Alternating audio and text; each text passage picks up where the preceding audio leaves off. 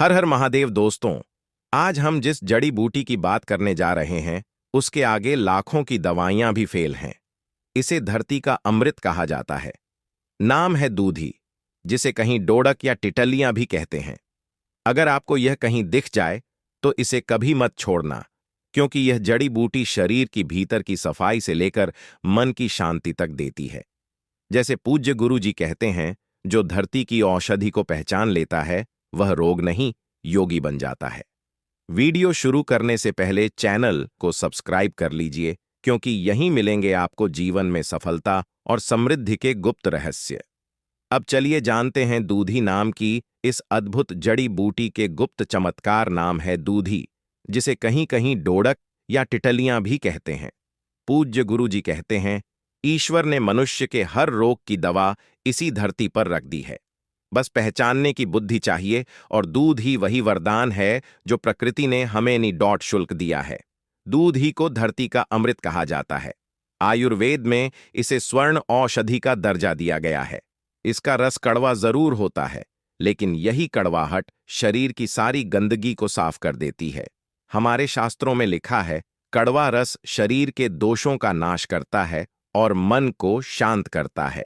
महर्षि प्रेमंद जी कहते हैं, जो व्यक्ति अपने जीवन में प्राकृतिक औषधियों को स्थान देता है वह कभी अस्पतालों का मोहताज नहीं होता। अब सवाल उठता है, आखिर यह दूधी है क्या, और इसके इतने गुण क्यों बताए गए हैं? दोस्तों, दूधी यानी इफोर्बिया हिडता या दूधी बूटी एक छोटी सी हरी जड़ी बूटी है जो खेतों, दीवारों के किनारों और नमी जमीन पर अपने आप उगाती है। इसकी पत्तियां गोल और मुलायम होती हैं, और जब आप इसे तोड़ते हैं तो इसमें से सफेद दूध जैसा रस निकलता है, और यही इसका चमत्कारिक भाग है। यही रस हजारों बीमारियों की औषधि है। आयुर्वेद में दूधी का प्रयोग त्वचा रोग, श्वास संबंधी परेशानी, पेट के विकार और यहां तक कि मधुमेह, डायबिटीज में भी किया जाता है। पूज्य गुरु जी अपने प्रवचनों में कहते हैं, जिसे दूधी का सेवन करने की आदत है वह रोग नहीं, योग से जुड़ा रहता है, क्योंकि दूधी केवल शरीर नहीं, आत्मा की सफाई भी करती है। पहला गुण, शरीर की विषाक्तता, टॉक्सिन्स को बाहर निकालना। दूधी का रस शरीर के अंदर जमा हुए हानिकारक तत्वों को निकाल देता है। यह एक नेचुरल डिटॉक्स औषधि है।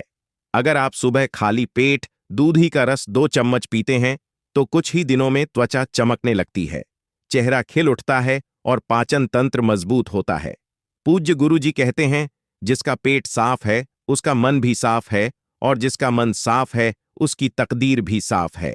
दूसरा गुण, श्वास और फेफड़ों के रोगों में अमृत समान दूधी के पत्तों को सुखाकर उसका चूर्ण बनाकर शहद के साथ लेने से अस्थमा, खांसी, सांस फूलना जैसी बीमारियां दूर हो जाती हैं।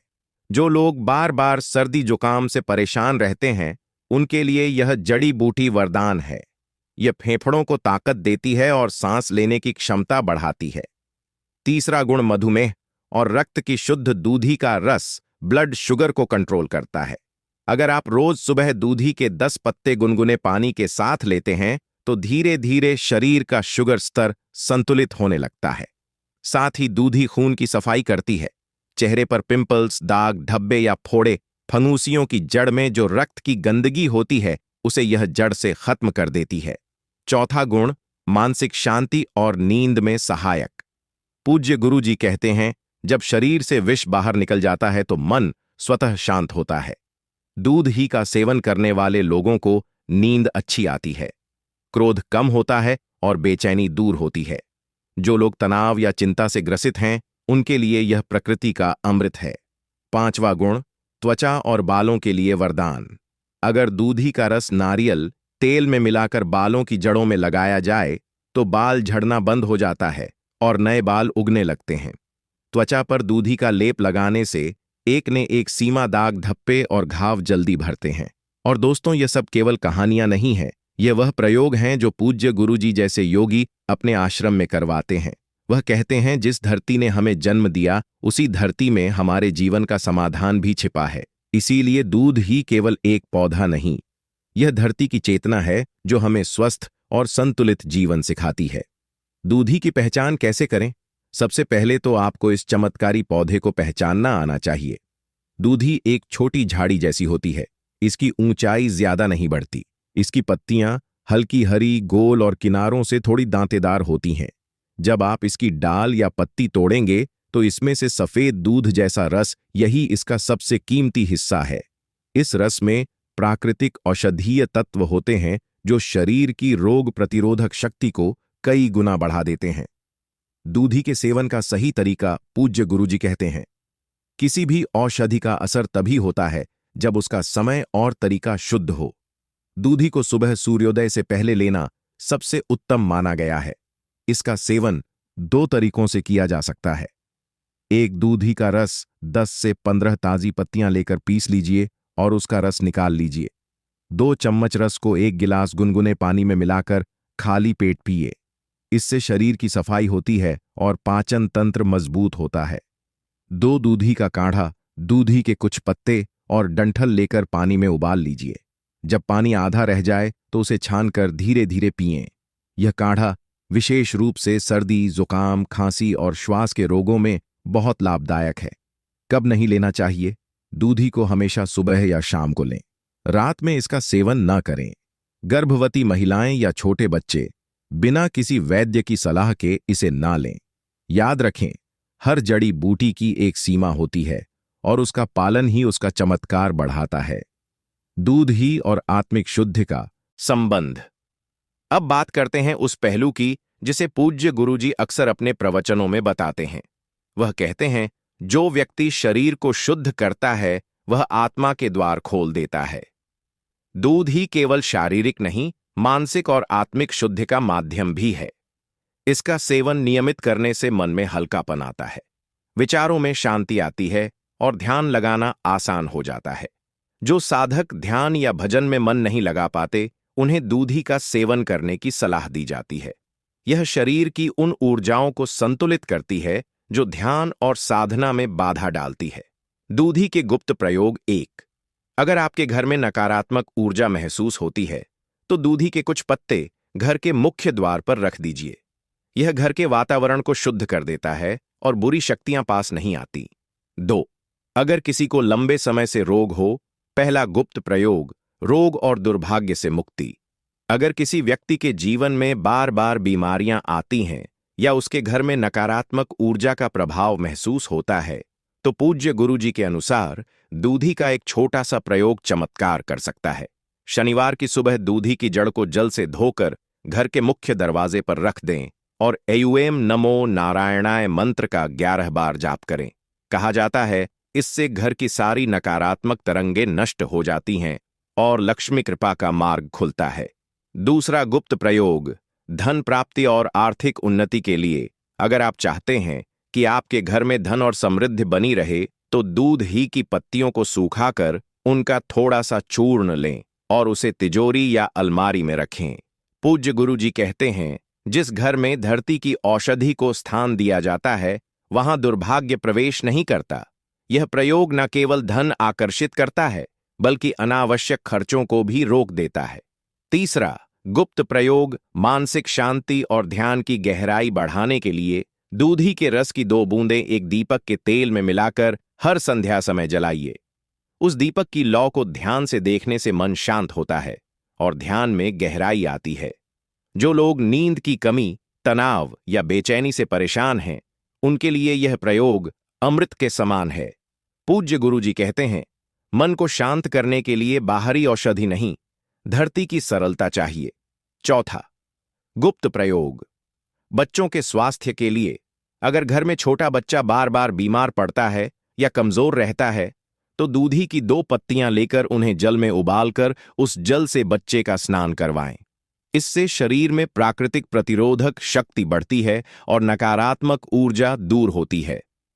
5वां गुप्त प्रयोग, घर की उन्नति और सौभाग्य के लिए पूर्णिमा के दिन दूधी के पौधे में जल अर्पित करें और मन ही मन श्री कृष्ण से कहें, हे प्रभु, इस धरती की औषधि के माध्यम से मेरे घर में सुख, स्वास्थ्य और सौभाग्य बढ़े। इस साधारण सा प्रयोग से घर के वातावरण में सकारात्मक ऊर्जा फैलती है और परिवार के सभी सदस्यों के बीच प्रेम बढ़ता है। पूज्य गुरुजी का संदेश, प्रकृति को अपनाओ, रोग अपने आप मिट जाएंगे। पूज्य गुरुजी अपने प्रवचनों में कहते हैं, मनुष्य ने दवाइयां बनाकर ईश्वर की औषधियों को भुला दिया। इसलिए आज शरीर बीमार और मन बेचैन है। दूध ही उस ईश्वरीय औषधि का प्रतीक है जो हमें याद दिलाती है कि प्रकृति खुद ही हमारी डॉक्टर है। इस पौधे में पृथ्वी, जल, अग्नि, वायु और आकाश पांचों तत्वों का संतुलन होता है। इसलिए इसका सेवन शरीर के पंचतत्वों को भी संतुलित करता है, और जब पंचतत्व संतुलित होते हैं तो व्यक्ति का भाग्य, स्वास्थ्य और आत्मिक शक्ति तीनों एक साथ बढ़ते हैं। दूधी का आध्यात्मिक रहस्य। दूधी को केवल और मत समझिए, यह एक ऊर्जा वाहक पौधा है। जब कोई व्यक्ति दूधी के पास बैठता है या उसके पौधे को स्पर्श करता है तो उसकी प्राण ऊर्जा, लाइफ फोर्स बढ़ती है। पूज्य गुरुजी कहते हैं, धरती के हर पौधे में भगवान का अंश है, पर दूधी में उनका दया रूप अधिक प्रकट होता है। जो व्यक्ति दूधी के पौधे को नित्य देखता या जल देता है, उसके भीतर से भय, असफलता और अशांति धीरे धीरे मिटने लगती है। धन और सौभाग्य बढ़ाने वाला प्रयोग। पूर्णिमा या गुरुवार के दिन दूधी के 3 ताजे पत्ते लें, उन्हें गंगाजल से धोकर अपने पूजन स्थान पर रखिए। फिर श्री कृष्ण का नाम लेकर AUM श्री हंग क्लीन नमः मंत्र का 108 बार जाप करें। इसके बाद उन पत्तों को किसी तुलसी के पौधे के पास रख दीजिए। इस साधारण से प्रयोग से धन, सुख और शांति आपके जीवन में आने लगते हैं। पूज्य गुरुजी कहते हैं, जहां दूधी और तुलसी का संगम होता है वहां धन का प्रवाह रुक नहीं सकता। आयुर्वेदिक दृष्टि से दूधी का सर्वोत्तम लाभ। आयुर्वेद के अनुसार दूधी में एंटी इन्फ्लामेटरी, एंटीऑक्सीडेंट और एंटीवायरल गुण पाए जाते हैं। यह लीवर की कार्य क्षमता बढ़ाती है, पाचन सुधारती है और ब्लड प्रेशर को नियंत्रित रखती है। अगर किसी व्यक्ति को बार बार थकान, कमजोरी या पेट में भारीपन महसूस होता है तो दूधी का रस सुबह खाली पेट लेना बेहद फायदेमंद है। इसके नियमित सेवन से शरीर हल्का, मन प्रसन्न और चेहरा तेजस्वी बन जाता है। पूज्य गुरुजी कहते हैं, तेजस्वीता का अर्थ केवल चेहरे की चमक नहीं, आत्मा की उज्ज्वलता है। घर में दूधी के पौधे का महत्व। अगर दूधी अपने घर के आसपास अपने आप उगाए तो उसे कभी उखाड़ना नहीं चाहिए।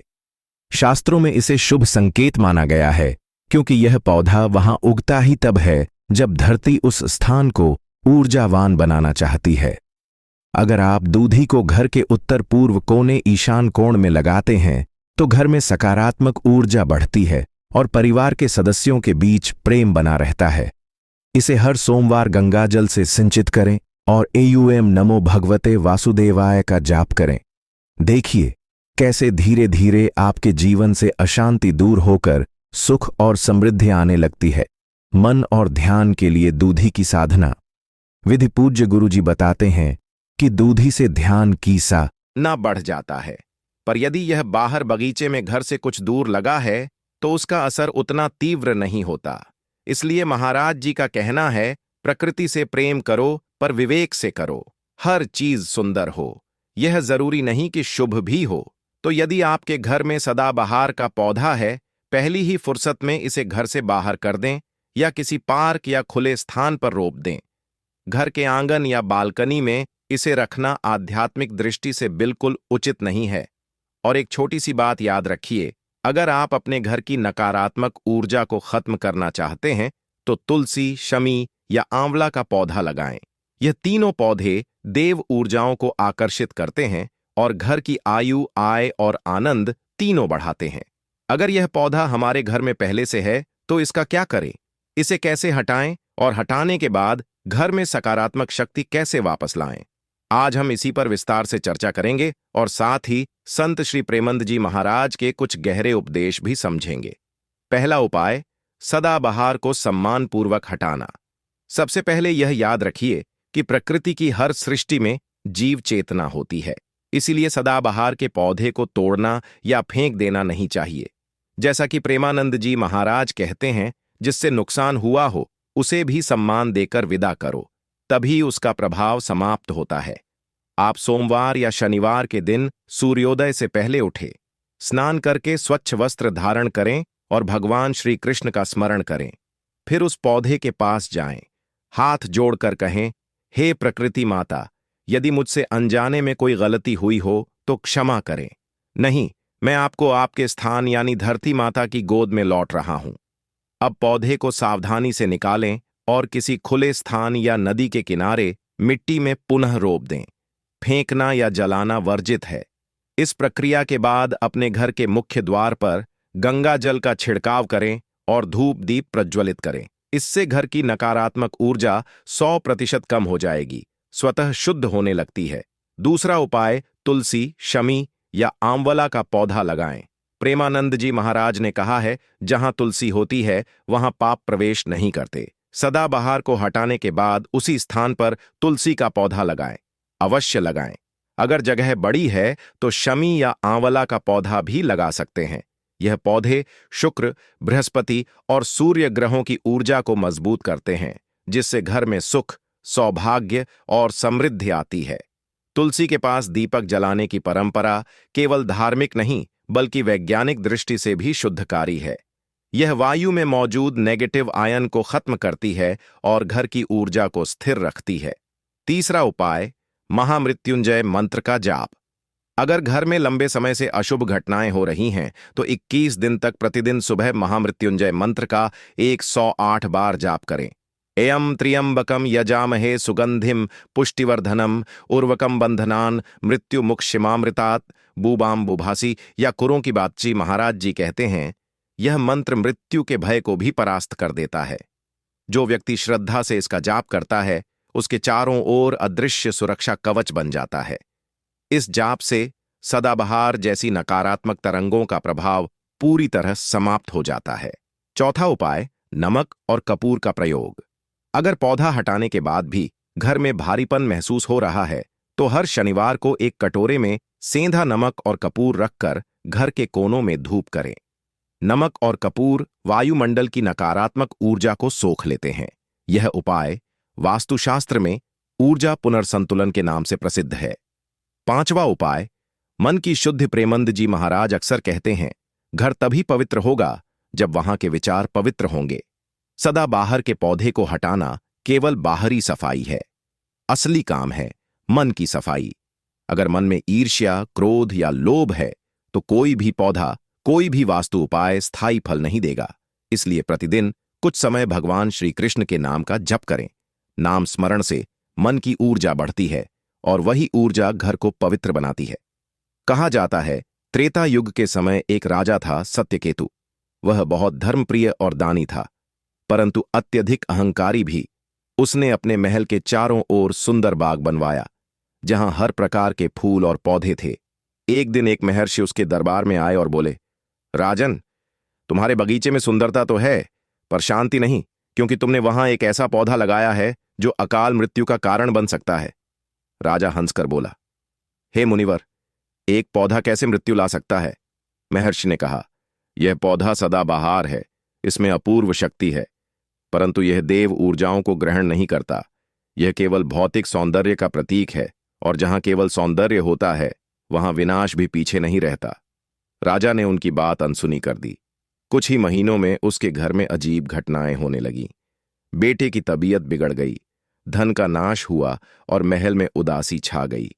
महर्षि फिर आए और बोले, राजन, अब समझो कि जिस चीज में भगवान का वास नहीं वहां शांति कैसे टिकेगी। राजा ने उस पौधे को हटवाया, गंगा जल छिड़क कर तुलसी लगाई और कुछ ही दिनों में उसके घर में फिर से आनंद और समृद्धि लौट आई। इस कथा से हमें यही सीख मिलती है कि हर चीज जो सुंदर दिखती है वह शुभ नहीं होती। प्रकृति में कुछ वस्तुएं आकर्षक होती हैं, परंतु वे ऊर्जा का संतुलन बिगाड़ देती है। सदाबहार का छिपा हुआ रहस्य वैज्ञानिक दृष्टि से भी, सदाबहार का पौधा रात्रि में कार्बन डाइऑक्साइड छोड़ता है और इसकी कुछ किस्मों में विषैले तत्व पाए जाते हैं। वास्तु के अनुसार यह उत्तर पूर्व दिशा की ऊर्जा को अवरुद्ध करता है, जो कि ईश्वर और समृद्धि का स्थान मानी जाती है। इसलिए जब यह पौधा घर में फलने फूलने लगता है तो यह संकेत होता है कि घर की सकारात्मक शक्ति घट रही है। प्रेमानंद जी महाराज कहते हैं, जब घर की आभा मंद पड़ने लगे तो समझो किसी ना किसी रूप में नकारात्मक ना बढ़ जाता है। पर यदि यह बाहर बगीचे में घर से कुछ दूर लगा है तो उसका असर उतना तीव्र नहीं होता। इसलिए महाराज जी का कहना है, प्रकृति से प्रेम करो पर विवेक से करो, हर चीज सुंदर हो। यह जरूरी नहीं कि शुभ भी हो। तो यदि आपके घर में सदाबहार का पौधा है, पहली ही फुर्सत में इसे घर से बाहर कर दें या किसी पार्क या खुले स्थान पर रोप दें। घर के आंगन या बालकनी में इसे रखना आध्यात्मिक दृष्टि से बिल्कुल उचित नहीं है। और एक छोटी सी बात याद रखिए, अगर आप अपने घर की नकारात्मक ऊर्जा को खत्म करना चाहते हैं तो तुलसी, शमी या आंवला का पौधा लगाएं। यह तीनों पौधे देव ऊर्जाओं को आकर्षित करते हैं और घर की आयु, आय और आनंद तीनों बढ़ाते हैं। अगर यह पौधा हमारे घर में पहले से है तो इसका क्या करें, इसे कैसे हटाएं और हटाने के बाद घर में सकारात्मक शक्ति कैसे वापस लाएं? आज हम इसी पर विस्तार से चर्चा करेंगे और साथ ही संत श्री प्रेमंद जी महाराज के कुछ गहरे उपदेश भी समझेंगे। पहला उपाय, सदाबहार को सम्मानपूर्वक हटाना। सबसे पहले यह याद रखिए कि प्रकृति की हर सृष्टि में जीव चेतना होती है, इसलिए सदाबहार के पौधे को तोड़ना या फेंक देना नहीं चाहिए। जैसा कि प्रेमानंद जी महाराज कहते हैं, जिससे नुकसान हुआ हो उसे भी सम्मान देकर विदा करो, तभी उसका प्रभाव समाप्त होता है। आप सोमवार या शनिवार के दिन सूर्योदय से पहले उठे, स्नान करके स्वच्छ वस्त्र धारण करें और भगवान श्री कृष्ण का स्मरण करें। फिर उस पौधे के पास जाएं, हाथ जोड़कर कहें, हे प्रकृति माता, यदि मुझसे अनजाने में कोई गलती हुई हो तो क्षमा करें। नहीं, मैं आपको आपके स्थान यानी धरती माता की गोद में लौट रहा हूं।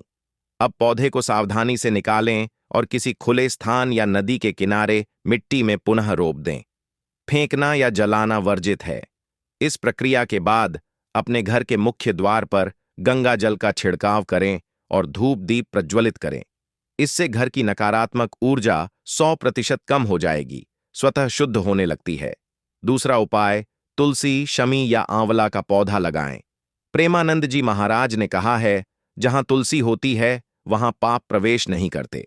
सदाबहार को हटाने के बाद उसी स्थान पर तुलसी का पौधा लगाएं, अवश्य लगाएं। अगर जगह बड़ी है तो शमी या आंवला का पौधा भी लगा सकते हैं। यह पौधे शुक्र, बृहस्पति और सूर्य ग्रहों की ऊर्जा को मजबूत करते हैं, जिससे घर में सुख, सौभाग्य और समृद्धि आती है। तुलसी के पास दीपक जलाने की परंपरा केवल धार्मिक नहीं बल्कि वैज्ञानिक दृष्टि से भी शुद्धकारी है। यह वायु में मौजूद नेगेटिव आयन को खत्म करती है और घर की ऊर्जा को स्थिर रखती है। तीसरा उपाय, महामृत्युंजय मंत्र का जाप। अगर घर में लंबे समय से अशुभ घटनाएं हो रही हैं तो 21 दिन तक प्रतिदिन सुबह महामृत्युंजय मंत्र का 108 बार जाप करें। एयम त्र्यंबकम यजामहे सुगंधिम पुष्टिवर्धनम उर्वकम बंधनान मृत्युमुक्षिमामृतात् बूबाम बुभासी। या कुरों की बातची महाराज जी कहते हैं, यह मंत्र मृत्यु के भय को भी परास्त कर देता है। जो व्यक्ति श्रद्धा से इसका जाप करता है उसके चारों ओर अदृश्य सुरक्षा कवच बन जाता है। इस जाप से सदाबहार जैसी नकारात्मक तरंगों का प्रभाव पूरी तरह समाप्त हो जाता है। चौथा उपाय, नमक और कपूर का प्रयोग। अगर पौधा हटाने के बाद भी घर में भारीपन महसूस हो रहा है तो हर शनिवार को एक कटोरे में सेंधा नमक और कपूर रखकर घर के कोनों में धूप करें। नमक और कपूर वायुमंडल की नकारात्मक ऊर्जा को सोख लेते हैं। यह उपाय वास्तुशास्त्र में ऊर्जा पुनर्संतुलन के नाम से प्रसिद्ध है।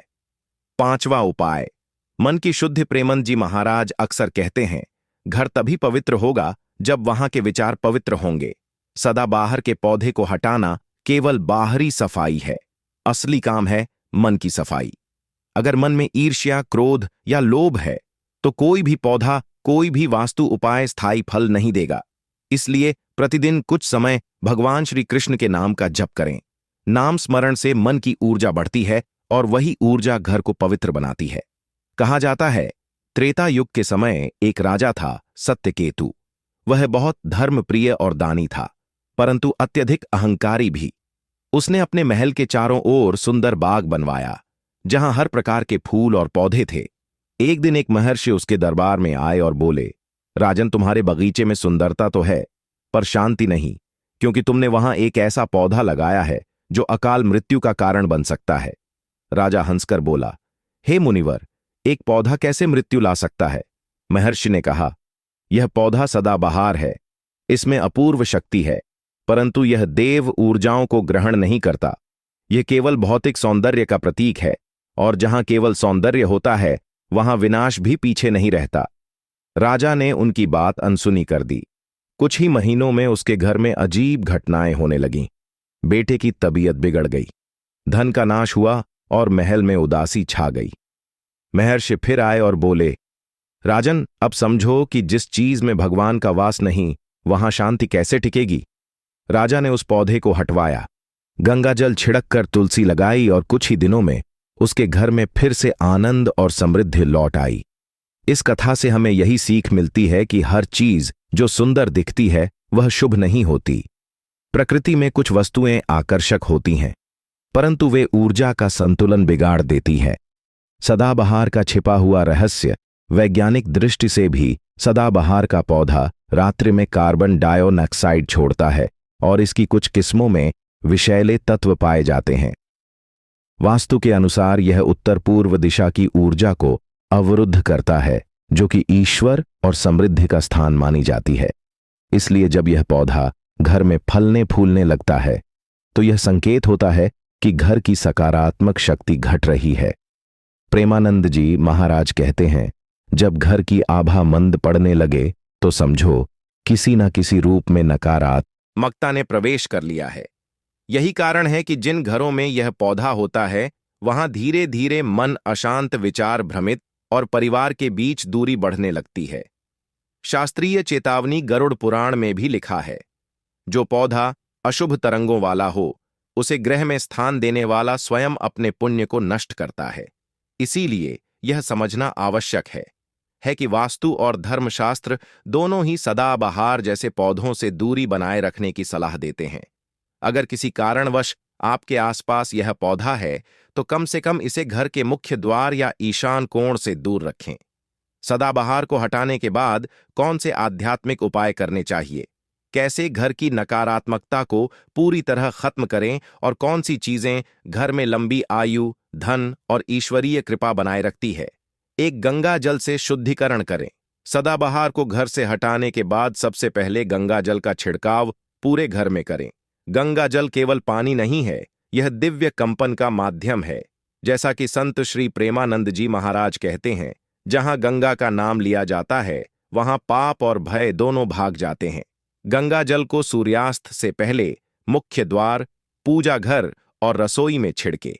इससे घर की ऊर्जा शुद्ध होती है और देवताओं का वास बढ़ता है। अगर गंगा जल उपलब्ध ना हो तो उसमें थोड़ी सी हल्दी और कपूर मिलाकर सामान्य जल का भी प्रयोग कर सकते हैं। 2 हनुमान जी का नाम स्मरण महाराज जी कहते हैं, जहां हनुमान जी का स्मरण होता है वहां भूत प्रेत और नकारात्मक शक्ति ठहर नहीं सकती। हर मंगलवार और शनिवार को सुबह उठकर हनुमान चालीसा या बजरंग बाण का पाठ करें। अगर घर में किसी को डर, अनिद्रा या बेचैनी होती है तो यह पाठ तुरंत मन की स्थिरता और आत्मिक सुरक्षा प्रदान करता है। पाठ के बाद कपूर और लौंग को एक साथ जलाकर पूरे घर में घुमाएं। यह उपाय सदाबहार जैसी नकारात्मक तरंगों को पूरी तरह समाप्त कर देता है। 3 तुलसी का दीपक और नाम जप। सदाबहार को हटाने के बाद तुलसी का पौधा लगाने की बात आप पहले ही सुन चुके हैं। अब जानिए, तुलसी केवल पौधा नहीं, भक्ति की मूर्ति है। हर शाम तुलसी के सामने दिया जलाए और कहें, जय श्री राधे कृष्णा। प्रेमानंद जी महाराज के अनुसार तुलसी के पास दीपक जलाने से जिस घर में अंधकार है वहां ज्ञान का प्रकाश फैल जाता है। अगर आप यह नियम 21 दिन तक लगातार करते हैं तो घर में आपको स्पष्ट बदलाव दिखेगा। कमरे हल्के लगने लगेंगे, मन शांत रहेगा और पारिवारिक रिश्ते सुधरने लगेंगे। 4 घर में शंख और घंटी का उपयोग। जब सदाबहार की नकारात्मक ऊर्जा हट जाती है तो घर की तरंगों को स्थिर रखना भी आवश्यक होता है। इसलिए प्रतिदिन पूजा के समय शंख बजाएं और घंटी अवश्य बजाएं। शंख की ध्वनि वातावरण की नेगेटिव फ्रीक्वेंसी को तोड़ देती है, जबकि घंटी की ध्वनि पॉजिटिव ऊर्जा को स्थिर करती है। वैज्ञानिकों ने भी माना है कि शंख की ध्वनि से वातावरण में मौजूद बैक्टीरिया और वायरस नष्ट होते हैं। इसलिए यह उपाय न केवल धार्मिक बल्कि स्वास्थ्यवर्धक भी है। 5 समुद्री नमक और नींबू। उपाय प्रेमंद जी महाराज ने एक बार कहा था, अगर घर में बिना कारण विवाद बढ़ने लगे तो समझो किसी नकारात्मक शक्ति ने वहां निवास बना लिया है। ऐसी स्थिति में एक कटोरे में समुद्री नमक रखें और उसमें एक पूरा नींबू रख दें। इसे घर के दक्षिण पश्चिम कोने में रखें और हर शनिवार को बदलें। यह उपाय नेगेटिव एनर्जी को सोखने का काम करता है।